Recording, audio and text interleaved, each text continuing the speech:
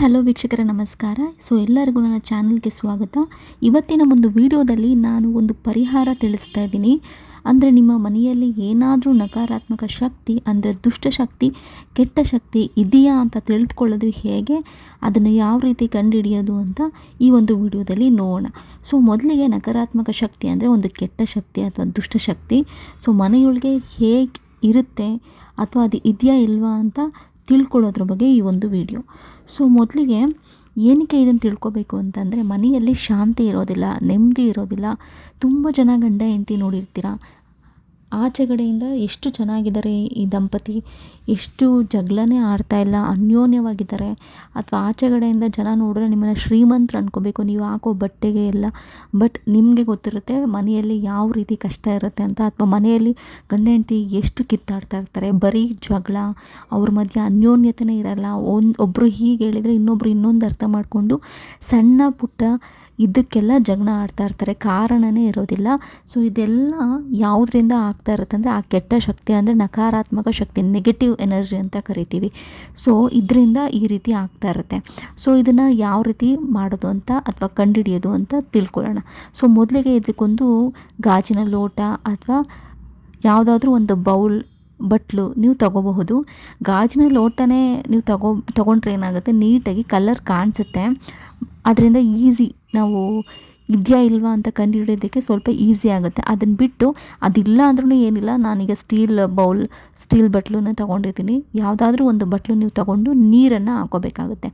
ಅದ್ರ ತುಂಬ ನೀರನ್ನು ತುಂಬಿಸಿ ನಾನು ಅದಕ್ಕೆ ಕಲ್ಲುಪ್ಪು ಹಾಕ್ಕೊಳ್ತಾ ಇದ್ದೀನಿ. ಕಲ್ಲುಪ್ಪನ್ನ 3 ಸ್ಪೂನ್ ಹಾಕ್ಕೊಂಡಿದ್ದೀನಿ. ಓಕೆನಾ. ಪುಡಿ ಉಪ್ಪುಗಿಂತ ಕಲ್ಲುಪ್ಪು ನಿಮಗಿನ್ನ ಶ್ರೇಷ್ಠ. ಹಾಗಾಗಿ ಕಲ್ಲುಪ್ಪು ನೀವು ಹಾಕ್ಕೊಂಡ್ರೆ ನಮಗೆ ಈಸಿ ಆಗುತ್ತೆ ಕಂಡುಹಿಡಿಯೋದಕ್ಕೆ. ಹಾಗಾಗಿ ಕಲ್ಲುಪ್ಪನ್ನ ಬಳಸಿ. ಒಂದು ಬಟ್ಲು ಅಥವಾ ಲೋಟ ಯಾವುದಾದ್ರೂ ತೊಗೊಳ್ಳಿ, ಅದಕ್ಕೆ ನೀರನ್ನು ತುಂಬಿಸಿ ನೀವು ಕಲ್ಲುಪ್ಪು ಹಾಕೋಬೇಕಾಗತ್ತೆ. ಇದನ್ನು ನೀವು ಎಲ್ಲಿ ತಿಳ್ಕೊಬೇಕು ಅಂತಂದರೆ, ಈಗ ದೇವರ ಮನೆಯಲ್ಲಿ ಯೂಶ್ವಲಿ ನೋಡಿ ನೆಮ್ಮದಿ ಇರುತ್ತೆ ದೇವ್ರ ಪೂಜೆ ಮಾಡುವಾಗ. ಒಂದೊಂದು ಜಾಗದಲ್ಲಿ ನಕಾರಾತ್ಮಕ ಶಕ್ತಿ ನಿಮಗೆ ಸಿಗುತ್ತೆ, ಒಂದೊಂದು ಕಡೆ ಕಾಣಿಸಲ್ಲ, ಒಂದೊಂದು ಕಡೆ ಎನರ್ಜಿ ನಿಮಗೆ ಫೀಲ್ ಆಗಲ್ಲ. ಹಾಗಾಗಿ ಎಲ್ಲ ಕಡೆ ಇಡಬೇಕಾಗತ್ತೆ. ಹಾಲಲ್ಲಿ, ರೂಮಲ್ಲಿ, ಅಡುಗೆ ಮನೆಯಲ್ಲಿ ಎಲ್ಲಿ ಇರುತ್ತೆ ಅಂತ ಗೊತ್ತಿರಲ್ಲ ಇಡೀ ಮನೆಯಲ್ಲಿ. ಎಲ್ಲ ಕೋಣೆಗಳಲ್ಲೂ ನೀವು ರೂಮಲ್ಲಿ ನೆಗೆಟಿವ್ ಎನರ್ಜಿ ಇದೆಯಾ ಅಥವಾ ದುಷ್ಟಶಕ್ತಿ, ನಕಾರಾತ್ಮಕ ಶಕ್ತಿ ಇದೆಯಾ ಅಂದರೆ ಅಲ್ಲಿಡಿ, ಹಾಲಲ್ಲಿ ಇಡಿ. ನೀವು ಎಲ್ಲೆಲ್ಲಿ ನಿಮಗೆ ಎಷ್ಟು ಕೋಣೆ ಇದೆ ಮನೆಯಲ್ಲಿ ಅಲ್ಲೆಲ್ಲ ಕಡೆನೂ ಇಡಿ. ಈಗ ನೀವು 24 ಗಂಟೆ ಬಿಡಬೇಕಾಗುತ್ತೆ. ನೀವು ಬೆಳಗ್ಗೆ 10 ಗಂಟೆಗೆ ಇಟ್ಟರೆ ನಾಳೆ ಬೆಳಗ್ಗೆ 10 ಗಂಟೆಗೆ ತೆಗಿಬೇಕಾಗುತ್ತೆ. 24 ಗಂಟೆ ನೀವು ಬಿಡಬೇಕಾಗುತ್ತೆ ಮನೆಯಲ್ಲಿ. ಹೀಗೆ ಮಾಡೋದ್ರಿಂದ ನಿಮಗೆ ನಕಾರಾತ್ಮಕ ಶಕ್ತಿ ಇದೆಯಾ ಇಲ್ವಾ ಅಂತ ಗೊತ್ತಾಗುತ್ತೆ. ಇದರಿಂದ ಏನೇನೋ ಸಮಸ್ಯೆ ಬರ್ತಾ ಇರುತ್ತೆ ನಕಾರಾತ್ಮಕ ಶಕ್ತಿ ಮನೇಲಿದ್ದರೆ ಅಂದರೆ, ನಿಮಗೆ ಆರೋಗ್ಯದ ಸಮಸ್ಯೆ ಆಗಿರ್ಬೋದು, ಹಣಕಾಸಿನ ಸಮಸ್ಯೆ ಆಗಿರ್ಬೋದು, ನೆಮ್ಮದಿ ಇರಲ್ಲ. ಹಣಕಾಸು ಸಮಸ್ಯೆ ಅಂತಂದರೆ, ನೀವು ದುಡ್ದಿರೋದು ಎಷ್ಟೇ ದುಡಿದ್ರೂ ನಿಮ್ಮ ಕೈಯಲ್ಲಿ ನಿಲ್ತಾ ಇರಲ್ಲ, ಖರ್ಚಾಗ್ತಾ ಇರುತ್ತೆ. ಅಥವಾ ಯಾರಿಗಾದರೂ ತುಂಬ ನಂಬಿಕಸ್ಥರು ಕೊಟ್ಟಿರ್ತೀರ, ಅವ್ರು ನಿಮ್ಗೆ ವಾಪಸ್ ಕೊಟ್ಟಿರಲ್ಲ.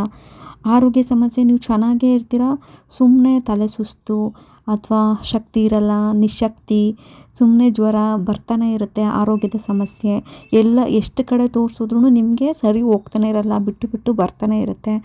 ಇದೆಲ್ಲ ನಕಾರಾತ್ಮಕ ಶಕ್ತಿಯಿಂದ ಆಗ್ತಾ ಇರುತ್ತೆ ಕೆಲವೊಮ್ಮೆ. ಹಾಗಾಗಿ ನಕಾರಾತ್ಮಕ ಶಕ್ತಿ ಮನೆಯಲ್ಲಿ ಇದೆಯಾ ಇಲ್ವಾ ಅನ್ನೋದು ಕಂಡುಹಿಡಿಯೋದು ತುಂಬಾ ಮುಖ್ಯ ಆಗಿರುತ್ತೆ. ಅದರಿಂದ ನಾವು ಪರಿಹಾರ ಮಾಡ್ಕೊಳ್ಬಹುದು. ಆ್ಯಂಡ್ ಮನೇಲೂ ಅಷ್ಟೇ ನೋಡಿ, ಮಕ್ಕಳಿರ್ಬೋದು, ಅಣ್ಣ ತಂಗಿ ವಯಸ್ಸಿಗೆ ಬಂದಿರ್ತಾರೆ, ಬುದ್ಧಿ ಇರುತ್ತೆ ತಲೆಯಲ್ಲಿ, ಆದ್ರೂ ಗೊತ್ತಿದ್ದು ಜಗಳ ಆಡ್ತಾ ಇರ್ತಾರೆ. ಅಥವಾ ಗಂಡ ಹೆಂಡತಿ ಮಧ್ಯೆ ಜಗಳ, ತಂದೆ ತಾಯಿ ಅಥವಾ ಮಕ್ಕಳು ಜೊತೆ ಜಗಳ, ಸುಮ್ಮನೆ ಎಲ್ಲರ ಮಧ್ಯೆ ಜಗಳ, ಭಿನ್ನಾಭಿಪ್ರಾಯಗಳು. ಚೆನ್ನಾಗೇ ಇರ್ತಾರೆ, ಸಡನ್ನಾಗಿ ಜಗಳ, ಆಚೆ ಹೋದರೆ ಚೆನ್ನಾಗಿರ್ತಾರೆ, ಮನೆಗೆ ಬಂದರೆ ಜಗಳ. ಈ ರೀತಿಯೆಲ್ಲ ಜಗಳ ಹತ್ಕೊಳ್ಳೋದು ಸುಮ್ಮನೆ. ಅದು ಒಳ್ಳೆ ಬಾಂಧವ್ಯ ಇರುತ್ತೆ ಅಣ್ಣ ತಂಗಿ ಮಧ್ಯ, ಆದ್ರೂ ಜಗಳಗಳು ಗಂಡ ಹೆಂಡತಿ ಮಧ್ಯ. ಆಚೆಗಡೆಯಿಂದ ನೋಡಿದ್ರೆ ಇವರು ಎಷ್ಟು ಚೆನ್ನಾಗಿದ್ದಾರೆ, ಅನ್ಯೋನ್ಯವಾಗಿ ಇವರು ಫ್ಯಾಮಿಲಿ ಎಷ್ಟು ಚೆನ್ನಾಗಿದೆ ಅನಿಸುತ್ತೆ. ಮನೆ ಒಳಗಡೆ ಬಂದರೆ ಜಗಳ. ಅಥವಾ ಹಣಕಾಸು ನಿಲ್ತಾನೆ ಇರಲ್ಲ, ಎಷ್ಟು ದುಡಿತೀರ ಅಲ್ಲ, ಆದರೂ ಖರ್ಚು. ಇದೆಲ್ಲನೂ ಎಲ್ಲದಕ್ಕೂ ಪರಿಹಾರ ಬೇಕಂದರೆ ಈ ರೀತಿ ನೀವು ಮಾಡಿ. ಸೊ ನಾನು ಹೇಳ್ದಾಗೆ ನೀವು ಎಲ್ಲೆಲ್ಲಿ ಮನೆಯಲ್ಲಿ ಎಲ್ಲ ಕೋಣೆಗಳಿಗೂ ಎಲ್ಲ ಬೌಲ್ಸ್ನ ತೊಗೊಂಡು ಅದರಲ್ಲಿ ನೀರು ಹಾಕಿ, ಅಂದರೆ ಬಟ್ಲು ಅಥವಾ ಗ್ಲಾಸ್ ಲೋಟ ಯಾವುದಾದ್ರೂ ಪರವಾಗಿಲ್ಲ, ನೀರು ಹಾಕಿ ಕಲ್ಲುಪ್ಪನ್ನು ಹಾಕಿ 3 ಸ್ಪೂನ್ ಹಾಕಿ ಬಿಟ್ಟು ಈ ರೀತಿ ನೀವು ಬಿಡಿ. ಹೀಗೆ ನೋಡಿ ಅದ್ರ ಬಣ್ಣ ನಿಮಗೆ ಗೊತ್ತಾಗ್ತಾ ಇದೆ, ಒಳ್ಳೆ ಬಿಳಿ ಬಣ್ಣ ಇದೆ, ಅಂದರೆ ಟ್ರಾನ್ಸ್ಪರೆಂಟ್ ಕಲರ್ ಇದೆ. ಸೊ ಟ್ರಾನ್ಸ್ಪರೆಂಟ್ ಕಲರ್ ಅಂದರೆ ನಿಮಗೆ ಅದರಲ್ಲಿ ಏನು ಕಲರ್ ಅಂಶನೇ ಇಲ್ಲ. ಸೊ ಈ ರೀತಿ ಉಪ್ಪು ಹಾಕಿದಾಗ ಈ ರೀತಿ ಒಂದು ಕಲರ್ ಬರುತ್ತೆ. ಸೊ ನೀವು 24 ಗಂಟೆ ಬಿಡಿ. ನೀವು ಸಂಜೆನಾದರೂ ಸ್ಟಾರ್ಟ್ ಮಾಡಿ ಅಥವಾ ಬೆಳಗ್ಗೆನಾದರೂ ಸ್ಟಾರ್ಟ್ ಮಾಡಿ. ಮಧ್ಯಾಹ್ನ ಸ್ಟಾರ್ಟ್ ಮಾಡಿದ್ರು, ಬಟ್ ಯಾವಾಗ ಸ್ಟಾರ್ಟ್ ಮಾಡಿದ್ರು 24 ಗಂಟೆ ನೀವು ಬಿಡಬೇಕಾಗತ್ತೆ. ಸೊ ಆವಾಗಲೇ ಕಂಪ್ಲೀಟ್ ನೆಗೆಟಿವ್ ಎನರ್ಜಿ ಅಥವಾ ನಕಾರಾತ್ಮಕ ಶಕ್ತಿ, ದುಷ್ಟಶಕ್ತಿ, ಕೆಟ್ಟ ಶಕ್ತಿ ಎಲ್ಲ ಇದೆಯಾ ಇಲ್ವಾ ಅಂತ ನೀಟಾಗಿ ನಮಗೆ ಗೊತ್ತಾಗುತ್ತೆ. ಕೇವಲ 1 ಗಂಟೆ 2 ಗಂಟೆ ಎಲ್ಲ ಇಡೋದಕ್ಕೆ ಹೋಗಬೇಡಿ, 24 ಗಂಟೆ ನೀವು ಬಿಡಬೇಕಾಗತ್ತೆ. ಸೊ ಈ ರೀತಿ ಇವತ್ತು ಇಟ್ಟು ನೆಕ್ಸ್ಟ್ ನಾಳೆಗೆ ತೆಗೀರಿ. ತೆಗೆದಾಗ ನೀವು ನೋಡಿ ಅದರ ಬಣ್ಣದಿಂದ ಕಂಡುಹಿಡಿಬೇಕಾಗತ್ತೆ. ಅದು ಏನಾದರೂ ಟ್ರಾನ್ಸ್ಪರೆಂಟ್ ಕಲರ್ ಅಂದರೆ ಅದರ ಬಣ್ಣ ಏನು ಚೇಂಜ್ ಆಗಿಲ್ಲ ಅಂತಂದರೆ ನಿಮ್ಮ ಮನೆಯಲ್ಲಿ ನಕಾರಾತ್ಮಕ ಶಕ್ತಿ ಇಲ್ಲ, ಅಂದರೆ ಕೆಟ್ಟ ಶಕ್ತಿ, ನೆಗೆಟಿವ್ ಎನರ್ಜಿ, ದುಷ್ಟಶಕ್ತಿ ಇಲ್ಲ ಅಂತ. ಸೊ ಈ ರೀತಿ ಮಾಡಿ. ಬಣ್ಣ ಬದಲಾಗಿಲ್ಲ ಅಂದರೆ ಏನೂ ಇಲ್ಲ ಅಂತ.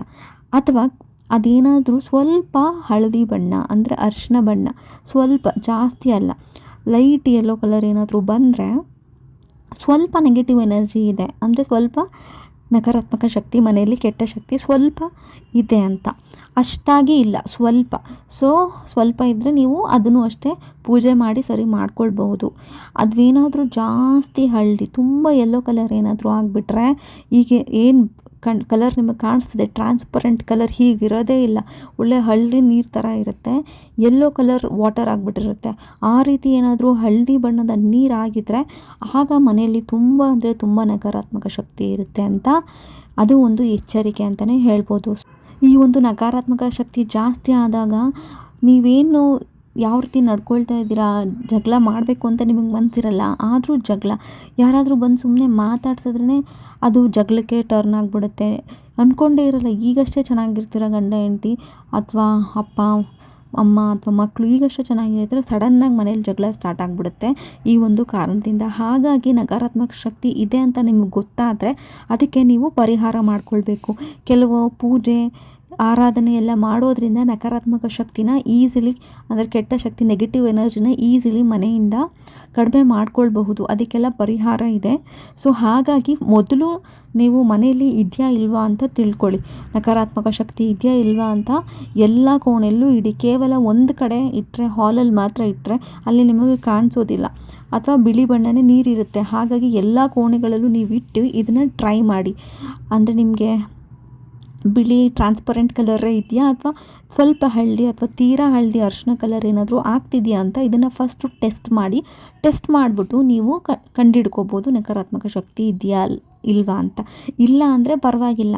ಸೊ ಏನು ನಕಾರಾತ್ಮಕ ಶಕ್ತಿ ಇಲ್ಲ ಅಂತ, ಸೊ ಏನು ಅದ್ರ ಬಗ್ಗೆ ನೀವು ಜಾಸ್ತಿ ಯೋಚನೆ ಮಾಡ್ಕೊಳ್ಳೋದಕ್ಕೆ ಹೋಗಬೇಡಿ.